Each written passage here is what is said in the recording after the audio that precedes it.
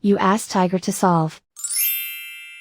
This deals with linear equations with one unknown. The final result is x equals 8. Let's solve it step by step.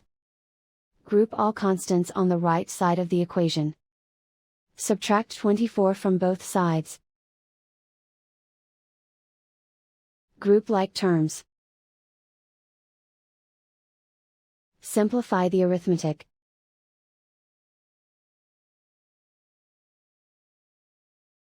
Isolate the x. Divide both sides by -3. Cancel out the negatives. Simplify the fraction. Cancel out the negatives.